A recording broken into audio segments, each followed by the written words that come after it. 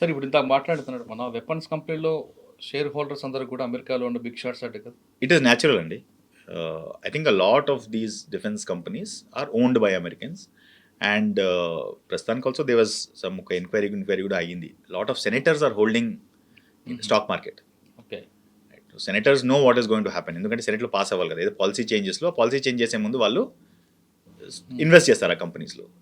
So there is a lot of word there కి lot of American politicians are invested in the defence industry అయినా కానీ ఏ industry అయినా కానీ whichever is going up. So rotate అయ్యే తిరిగి అక్కడే వస్తుంది. ఓకే సార్, అసలు దీనికి ఎండ్ ఉందంటారా లేదంటారా?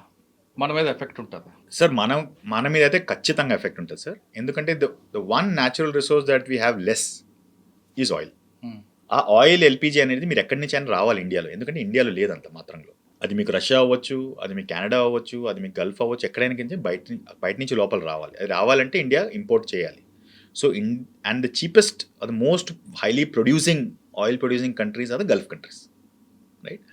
సో అక్కడి నుంచే సప్లై చైన్ మనకు డిస్రప్ట్ అయిపోయింది. దానివల్ల మన ఎకానమీలో కూడా దెబ్బతింటుంది, right? So India is not insulated, ఇండియాకి ఎఫెక్ట్ అవుతుంది అది. Thankfully over the last 15-20 years మనము డైవర్సిఫై చేసాం. ముందైతే ఓన్లీ గల్ఫ్లో కొనేవాళ్ళము, ఇప్పుడు మనము రష్యా నుంచి కూడా కొంటున్నాము. మనము we are also buying it from కెనడాతో కూడా మాట్లాడుతున్నాం. So we have diversified hour consumption from various places. ఒక ప్లేస్లో అయినా కానీ వేరే ప్లేస్లో మనకు దొరుకుతుందని. సో ఎఫెక్ట్ అనేది ఇప్పుడు ఆయిల్ ఎఫెక్ట్ అనేది ప్రైసెస్ పెరుగుతాయి కానీ దొరుకుతుంది, right? There is a very big advantage to that. అంటే ప్రైస్ నేను ఇవ్వదలుచుకున్నా కానీ నాకు దొరకపోవడం అనేది చాలా పెద్ద ప్రాబ్లం. ఇప్పుడు నేను ప్రైస్ ఇస్తే నాకు దొరుకుతుంది, right? So that is where India is right now, right? Second end అవుతుందా లేదా అని మీరు క్వశ్చన్ అడిగారు, right? End is there 2-3 scenarios అండి, right? First scenario is America says మేము విన్ అయిపోయాము, అది అయినా అవ్వకపోయినా మేము విన్ అయిపోయామని వాడు బ్యాక్లో వెళ్ళిపోతాడు. That is the most positive outcome, right? Then things start going to normal, right? Post positive outcome general world, it is still a negative outcome for Gulf countries, right? So that is one outcome, first outcome. ఒకటి. Second outcome is he goes more in, అంటే మీరు తీన్ పత్తి ఆడతారు కదా, blind చాలు double అని పెట్టుకుంటారు కదా, ఆ టైప్లో నవ్ ఈ డబులింగ్ డౌన్. అంటే ఇప్పుడు ఎయిర్ స్ట్రైక్ అయిపోయింది, నాకు వల్ల ఏం అవ్వలేదు, నేను ఆర్మీని పంపిస్తాను. That is the next step. Very sage okay 20,000 25,000 30,000 నేను ఇది అంతు తీలుస్తాను అని ఆర్మీని పంపిస్తారు. That can be escalation, right? Which in my opinion is not a very positive step for global economy also and for America also. You have to look at from different perspective అండి. American వాడు అక్కడ కొట్లాడడానికి వెళ్తున్నాడు, job వల్ల వెళ్తున్నాడు. For an Iranian it is a national war. అంటే మనకు India పైన దాడి చేస్తే మీకు ఎలా ఫీలింగ్ ఉంటుందో వాళ్ళకి ఆ ఫీలింగ్ ఉంది. మా కంట్రీ హెడ్ని వాడు చంపేశాడు, మా పిల్లలను చంపుతున్నాడు, డైలీ బాంబులు వేస్తున్నాడు, and there is also an Islamic element to it. It's a religious war for them, it's an ideological war. So Iranian ఏదైతే కొట్లాడతాడో వాడు ఐడియాలజీపై కొట్లాడుతున్నాడు, అమెరికన్ జీతం కోసం కొట్లాడుతున్నాడు. కానీ ఇది పవర్ఫుల్ కదా. It's ideological war is long lasting. అంటే అమెరికన్ కొట్లాడేటప్పుడు how can I survive, how can I escape అని ఒక మైండ్ సెట్లో మాట్లాడు. అతనికి చావడానికి భయపడుతున్నాడు లేడు కదా వారికి. మరి మీరు రిలీజియస్ వార్ అవ్వగానే he's not afraid to go to the extreme extent also. So దానివల్ల Iran might not win, right? But Iran might not lose also. America might not win, America will not win, but వాడు retract చేసుకొని వాడు సరే okay sorry అని వెళ్ళిపోతాడు. కానీ వీళ్ళకు 3 demands పెట్టారు కదా ఇరాన్. క్షమాపణ చెప్పాలి, నెక్స్ట్ ఇంకొకసారి మాకు జరిగిన లాస్ ఇవ్వాలి. నాకు తెలిసినంత వరకు వాళ్ళ డిమాండ్స్ ఏదైతే పెట్టారు 3-4 డిమాండ్స్ పెట్టారు. First you have to pull back. Entire గల్ఫ్లో ఇప్పుడని కాదు ఎప్పుడు యుఎస్ ఇన్ఫ్లుయెన్స్ ఉండకూడదు, యుఎస్ బేసెస్ ఉండకూడదు. That is the first.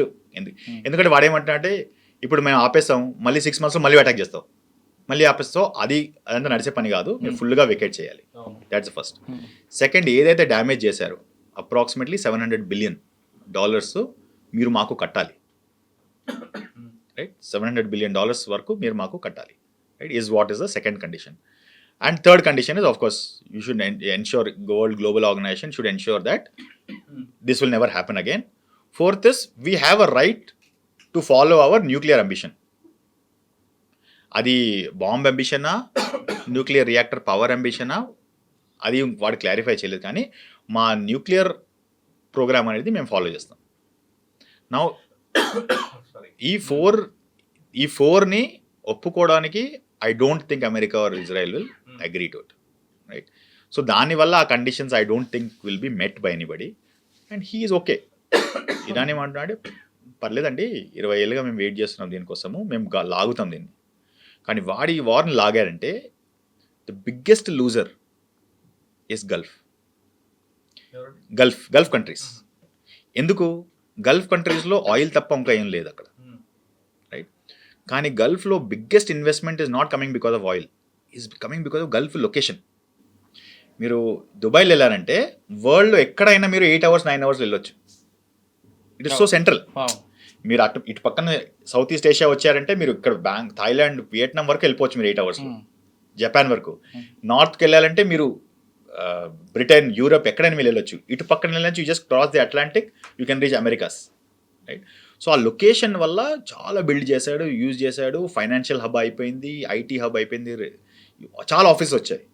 ఇప్పుడు అక్కడ మీరు దాడి కంటిన్యూ నడిస్తే అక్కడ ఎవరు ఉండరు. So the entire growth of Gulf అందరు వెళ్ళిపోతారు కదా. Last 10 daysలో 1.7 lakh Indians have come back. 7 daysలో 1 weekలో 1.5 lakh Indians తిరిగి వచ్చేసారు. అందరు అక్కడక్కడ వాళ్ళ ఇంట్లో వాళ్ళు వెళ్ళిపోతున్నారు. అక్కడ ఉండేది ఎవరు? ఎందుకు? ఎప్పటికైనా మాపై దాడి అవుతుంది. అమెరికా వాడు బేస్లు తీయడు, వీడు అక్కడ ఉండనివ్వడు. వాళ్ళు ఇద్దరు ఉంటే ఎప్పటికైనా దాడి అవుతుంది. అది ప్రూవ్ అయిపోయింది ఇప్పుడు. సో ఏ బ్యాంక్ వస్తుంది, ఎవరు వస్తారు అక్కడ ఇన్వెస్ట్ చేయడానికి? So the biggest loser I feel in this whole game are the GCC countries. Solution we remains to be seen అండి. I think the only solution is US should back off. నాకు తెలిసిన solution అదేనండి. I mean of course there are lot of more strategies. కానీ వాడు వాళ్ళ policy వల్ల, ego వల్ల వాడు బ్యాక్ ఆఫ్ చేయకపోతే it is going to go deeper. Another aspect is nobody can afford a longer war except Iran. He is prepared for like 6 months, 1 year, ఎంతైనా కానీ prepared ఉన్నాడు. వై? ఫస్ట్లీ అమెరికాలో mid term elections వస్తున్నాయి. దానికన్నా ముందు ఇది now the entire emotion is starting to turn against the current government అక్కడ, right? Especially వాడు మనుషులను అక్కడ పంపించారనుకోండి, it will be a bad decision. అది మిడ్ టర్మ్ ఎలక్షన్కు దగ్గరలో వాడు పంపించడు. So he can't continue this war for too long. Gulf can't continue this war for too long. ఎందుకంటే గల్ఫ్లో the biggest challenge is water. Desalination plants అని ఉంటారు. ఏంటంటే సీ వాటర్ తీసేసుకొని దాంట్లో ఉప్పు తీసేసి డ్రింకింగ్ వాటర్ చేస్తారు దాన్ని బేసికలీ, రైట్? వాడు డీసాలినేషన్ ప్లాంట్ని కొట్టాడంటే ఎంటైర్ గల్ఫ్లో నీళ్ళు లేదు. అండ్ ఈ కెపాసిటీస్ ఓవర్ నైట్ బిల్డ్ చేయలేరు మీరు. డీసాలినేషన్ ప్లాంట్ అంటే మీకు టైం పడుతుంది అంతా కట్టి మళ్ళీ తిరిగి రావడానికి, రైట్? రిఫైనరీస్ని కొడతాడు. రిఫైనరీస్ కొడితే ఆయిల్ లేదు, డీసాలినేషన్ కొడితే వాటర్ లేదు. ఎవరు వస్తారు అక్కడ? What is remaining? There is no food growing, your location is compromise, nobody will come back because ఎప్పటికైనా వీడు missile. So Gulf will not want an extended war. వాడు కావాలంటే యూఎస్ని తమ్మేస్తాడు, కానీ వార్ని ఎక్స్టెండ్ చేయడం కొంచెం వాడికి ఇట్ ఇస్ నాట్ బెనిఫిషియల్, కష్టమే. So next 2-3-4 weeksలో ఏదో ఒక సైడ్లో ఇది వెళుతుంది, రైట్? సార్, ఇది ఆగుతుందా లేదా పక్కన పెడతాం. దీనివల్ల అయితే ఇప్పుడు వరకు మనకి గ్యాస్ మీద ఎక్కువ ఎఫెక్ట్ పడుతుంది. మన వల్ల భయమో ఇంకోటో దాన్ని కొంతమంది బ్లాక్లో పెడతారు, కొంత దాచుకుంటారు, ఏదో రకరకాలు ఉంటాయి. ఇది ఎప్పటికైనా రావచ్చు. అంటే ఇప్పుడు కాకపోతే ఇంకో 10 సంవత్సరాలు ఈరోజు ఈ ప్రాబ్లం రాకుండా మన దగ్గర ఏమైనా దీనికి ఆల్టర్నేటివ్ మెథడ్ ఉందా? సార్, ద బిగ్గెస్ట్ ఛాలెంజ్ ఇప్పుడు ఏంటంటే మనకు ఎల్పిజి ఏదైతే వస్తుందో, most of our LPG, right, is coming from Qatar. And Qatar నుంచి రావాలంటే ఆ స్ట్రెయిట్ ఆఫ్ హార్ముజ్ నుంచే రావాలి. అన్ఫార్చునేట్లీ అక్కడ మనం డైవర్సిఫికేషన్ చేయలేదు. క్రూడ్ ఆయిల్లో మనం డైవర్సిఫికేషన్ చేసాం. అందుకే మీకు డీజిల్, పెట్రోల్ అవంతా మీకు ప్రాబ్లం రావట్లేదు. ఇప్పుడు డీజిల్, పెట్రోల్, కెరోసిన్లో ప్రాబ్లం రావట్లేదు, రైట్? ఎల్పిజిలో ఏమిటి 70% ఆఫ్ మన ఎల్పిజి అయితే అది మనం ఇంకా డైవర్సిఫై చేయలేదు. అది వస్తుంది మనకు ఖతార్ నుంచి వస్తుంది. సో దానివల్ల మనకు ఎల్పిజి ప్రాబ్లం ఉంది. అది కూడా నా లెక్కలో I mean from what ever research I done 2-3-4 వీక్స్లో అది కూడా వేరే ఛానల్స్ ఓపెన్ అవుతాయి. ఆ వేరే ఛానల్స్ ఓపెన్ అయ్యి ఆ షిప్స్లో వచ్చి మనకు వచ్చే వరకు ఈ ప్రాబ్లమ్స్ మనకు ఉంటాయి.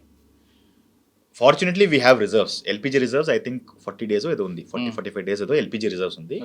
Natural gas reserves, crude oil reserves మనకు 74 డేస్ వరకు ఉంది మనకి. సో దాని లోపల సొల్యూషన్ వచ్చే ప్రాబబిలిటీ ఉంది. ప్రాబబిలిటీ అయితే అన్ని మళ్ళీ సప్లై రాగానే ఎక్స్పెన్సివ్గా ఉంటుంది కానీ దొరుకుతుంది. కానీ మనం ప్యానిక్ అవ్వట్లేదు. I don't think we should panic అండి. I think definitely not panic అయ్యే సిచ్యువేషన్ ఇంకా దగ్గర కూడా రాలేదు మనకి. ఇప్పుడు ఏం గవర్నమెంట్ ఏం చేస్తుందంటే నా దగ్గర 45 డేస్ రిజర్వ్ ఉంది, రైట్? నాకు ఇన్పుట్ ఎంత వస్తుందో అంత నేను అవుట్పుట్ చేస్తాను. ఇప్పుడు నాకు ఇన్పుట్ 25-30% ఉందనుకోండి, నేను అవుట్పుట్ అంతే చేస్తాను. సో నాకు ఇన్పుట్ 25%లో మెయింటైన్ చేయాలంటే ఎలాగా? నేను ఏం చేస్తాను, 25 డేస్ కన్నా మీ booking cycle, LPG booking cycle 25 days చేస్తాను. సో నా 25 డేస్లో ఆ సైకిల్ మనకు సెట్ అయిపోతుంది మనకి. సో అందువల్ల 25 డేస్ అనేది వాడు గవర్నమెంట్ డైరెక్టివ్ ఇచ్చాడు. సెకండ్, ఎక్కడ మ్యాక్సిమం కన్జంప్షన్ బయట నుంచి రెస్టారెంట్స్ నుంచి కన్జ్యూమ్ చేస్తారు.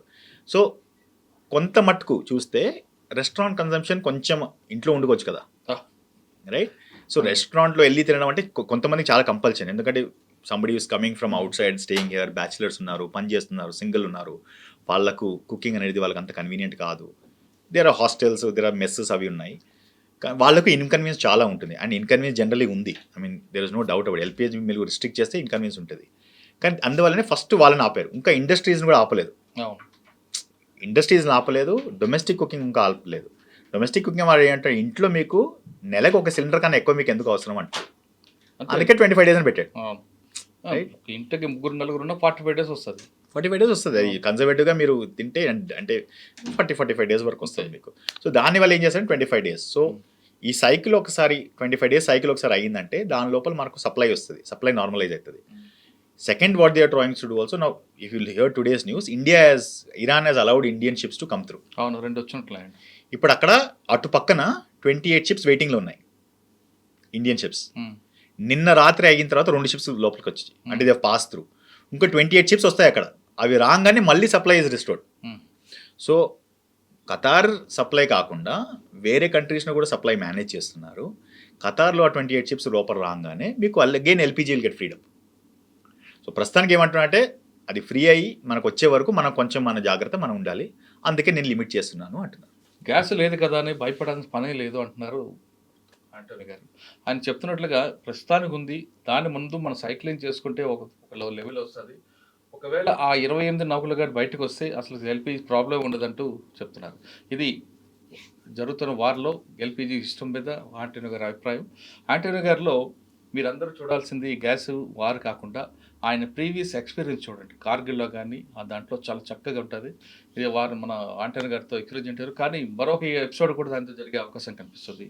ఇది ఈ వారం ఇంటర్వ్యూలో. నమస్కారం అండి sir. Thank you very much. Thank you very much అండి. నమస్కారం.